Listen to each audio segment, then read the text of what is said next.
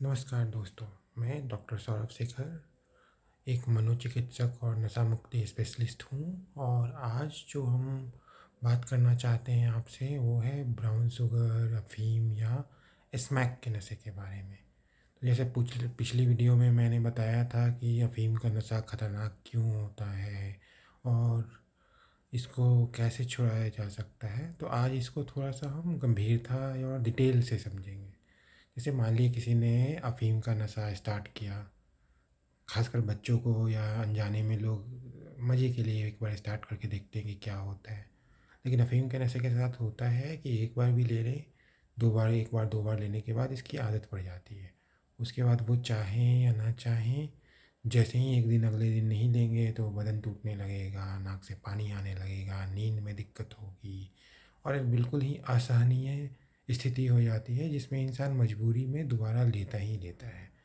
अब इसको अगर परिवार वालों के पहलू से समझें तो उनको लगेगा ये तो जानबूझ के लेता है, ये तो बिगड़ा हुआ है, ये है।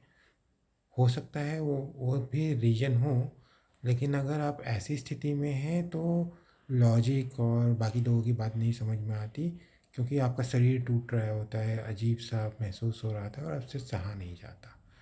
तो अगर ऐसी स्थिति हो गई है तो क्या किया जा सकता है?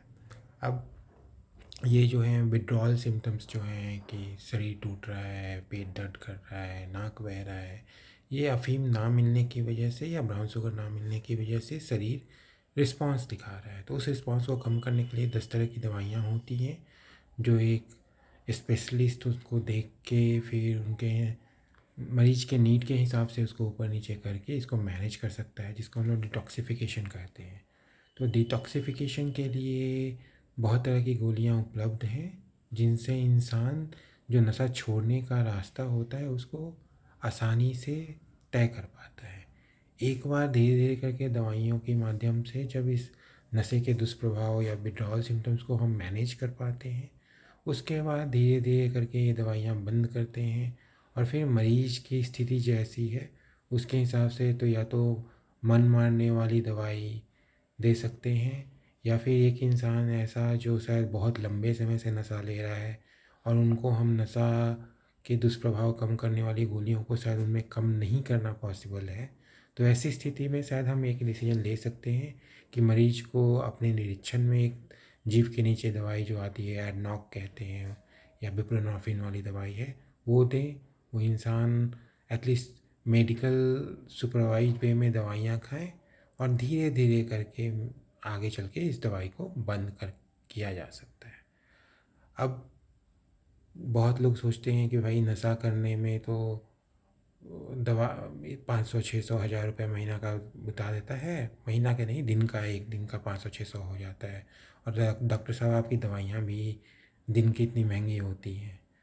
तो देखिए, नशा अगर छुड़ाना है तो 10 तरह की दवाइयाँ आएँगी जो थोड़ी महँगी तो होंगी, लेकिन एटलीस्ट 500 से तो कम है। और अगर 500 से कम ना भी हो तो लंबे समय में अगर इंसान नशा करते रहे तो शरीर के जो दुष्परिणाम होते हैं या शरीर पे जो नेगेटिव इम्पैक्ट होता है उससे दूर रहता है, काम कर पाता है। तो अगर आपका मरीज़ भी आपसे ये दलील देता है कि वो दवाई खानी ही पड़ती है तो नशा ही क्यों ना करें, तो भी आप उसको इस तरह से समझाने की कोशिश कर सकते हैं।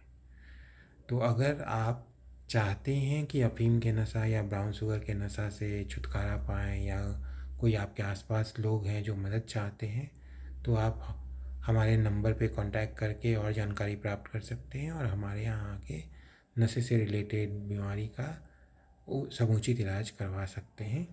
धन्यवाद।